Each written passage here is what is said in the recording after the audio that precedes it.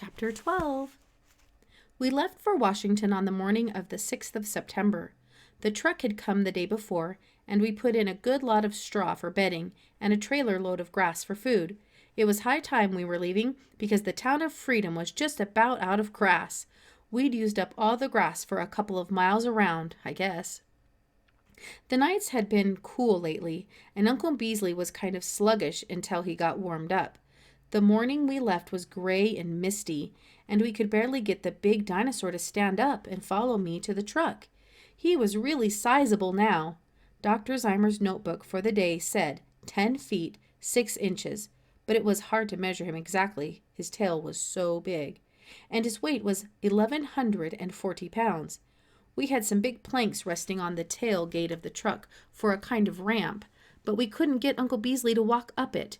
He just stood in back of the truck, wagging his big head slowly back and forth. I stood inside the truck and pulled on his chain, and Dr. Zymer and Pop and the truck driver sort of pushed from behind, but it was no good. He didn't budge.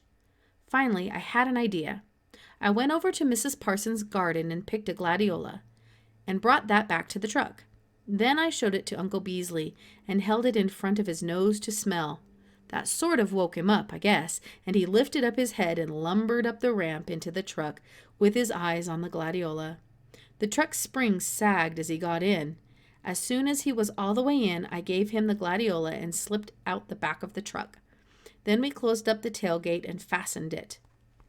Mom and Pop and Cynthia were standing around to see us off, and Mom was asking if I had my extra pair of pajamas, and Pop was telling me to write some letters home. Dr. Zymer was saying thank you and goodbye to everybody, and the truck driver was reminding us that we'd better get going if we wanted to get to Washington before Christmas. I put my suitcase in Dr. Zymer's car and then climbed into the cab of the truck. I was supposed to see that Uncle Beasley didn't get too excited by all the noise. Just what I was going to do about it I didn't know, but at least he could see me through the little window and would know that I was going with him. Finally, the truck engine started, and after it was warmed up, we pulled out into the street. I waved out the cab window, and as the truck rolled up the street, I could see Mom and Pop and Cynthia waving from in front of the house, and then pretty soon I couldn't see them any more, and then the tree shut out the view, and I couldn't even see the house. It was the first time I'd ever gone off and left the family like that, but I was too excited to think about that very much. It was about 6:30 in the morning when we started, and everything was all misty as we went by Ossipee Lake. When I looked back, I could just make out Dr. Zymer's car coming along behind us.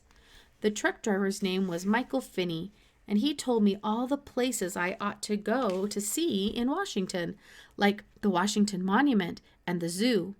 He'd been working for the National Museum for 20 years, he said. He'd gone out years ago with an expedition to Wyoming to collect fossils. That was the Camel Bluff Dinosaur Graveyard, he explained. It's just out of Medicine Bow, Wyoming, and surely that's the loneliest, scariest country I've ever laid eyes on. It was the barest, forsakenest kind of place, and all these big old bones coming out of the ground. I can tell you I was glad when that trip was over. If you want my personal opinion, I don't go for all these bones and things like that. Give me the live animal every time and leave all the old bones lie. That's my view of the matter. Later on, the sun came out and the mist burned away, and it was as nice a September day as anybody could want. The hayfields along the road looked kind of clean and dry and pleasant, the way they usually do in the fall, and we didn't see hardly any cars on the road at that hour of the morning. The first traffic we came to was down in Manchester. Just as we were coming into the city, a man in a big, shiny car tried to go past us, and he blew his horn right beside the truck. That must have startled Uncle Beasley, because I heard him heave around back there and bang his horns against the sides. I looked back through the window and spoke to him, but it was quite a while before he calmed down. He didn't like automobile horns for some reason, and all the rest of the trip I had to keep soothing him when we heard them blowing too near him. It was an awful long ride. Michael Finney kept calling out the names of the cities as we went through them, so I could see where we were on the map. I could follow our route through Worcester, Massachusetts, and Hartford, Connecticut, and I remember going through New York all right, because horns were blowing just about all the time there, and I had to keep talking and talking to Uncle Beasley to keep him from banging around too much. After New York, though, it got kind of confusing, and I couldn't tell where one city left off and the next one began. I never saw such a lot of houses and chimneys and factories and things. It looked as if the whole place was one big city, with gray smoke rising up all over the place and smudging up the sky so you could hardly tell whether it was a clear day or not. It was pretty late in the afternoon when we went past Philadelphia, and then we stopped somewhere and had supper at a place where you could put a nickel in a little box at the table, and some music would start playing somewhere else. Michael Finney showed me how to do it. You could pick out the music you wanted by punching a red button under the title. I picked one called Night on the Pampas because it was the only one that didn't sound mushy, but the music was pretty screechy. Dr. Zymer said slot machine music was one of the great advantages of modern civilization, but I'm pretty sure he was kidding. It was dark by the time we got back on the road again, and lights were flashing past all the time, and before long I must have fallen asleep, because the next thing I heard was Dr. Zymer's voice saying, "All right, Mike, back her up to the rear entrance." I sat up and looked out. We were right beside a big, dark building. When the truck stopped, I got out and went around to the tailgate. "Hello there, Nate," Dr. Zymer said. "Welcome to Washington.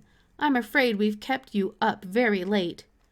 "Don't worry about him, Doctor," Michael Finney said. "He's been sound asleep all the way from Wilmington." He opened up the rear doors of the truck, and we set down the tailgate. Dr. Zymer pulled open a big door into the building and turned on a light so we could see what we were doing. The loading platform was just as high as the floor of the truck, so we didn't have to use a ramp. This was a lucky thing, because Uncle Beasley was too long to turn around in the truck, and it was a tough job getting him to back up. Michael Finney sort of held up the tail to keep him pointed right, and the doctor and I took hold of the horns and pushed him backwards. I kept on talking to Uncle Beasley all the time so he wouldn't get excited or anything. He didn't want to budge at first, but finally he seemed to get the idea, and he backed out of the truck one step at a time. Then we swung him around and led him into the building. We went down a long corridor and almost ran down Dr. Kennedy, who came around a corner right in front of us. He gulped and squeezed back against the wall to let Uncle Beasley go by. "Oh, my Lord," Dr. Kennedy said, "he's as big as a horse. Isn't it dangerous to walk around with him that way? I don't like the looks of those horns." "Don't worry," Dr. Zymer said. "Nate knows how to handle him." We led the dinosaur into a good-sized room at the end of the hall. There was a lot of straw on the floor, and it was a window with bars in it, and a good strong gate across the doorway. "I got your grass finally," Dr. Kennedy said, pointing to a big pile of it on one corner. "It was an awful job. We had to send away out towards Gavensburg to get it. It all came in fresh this morning, and there's a half-ton of it there." "Good, fine," Dr. Zymer said. "I guess everything's all set here. Now, I'll just speak to the night watchman about this, and then, Nate, we'll go over to my apartment and tumble into bed." We said goodnight to Dr. Kennedy and to Michael Finney, and then Dr. Zymer, and I walked around the corner of the museum. He pointed out across the big open space. There was a big, tall, pointed pillar sticking straight up in the air, all the way against the sky. It looked really beautiful. It was so clean and sharp looking. "That's the Washington Monument, Nate," Dr. Zymer said. Then he pointed in the opposite direction, and there's the Capitol. I looked where he was pointing, and I saw a long building with a great big dome on it, and the whole building was all lit up with bright lights. It was one of the grandest looking buildings I ever saw. I don't think I'll ever forget that sight. "Come on, Nate," the doctor said, pulling my arm a little. "We've got to get some sleep. We'll have plenty of time to see the sights in the next few weeks."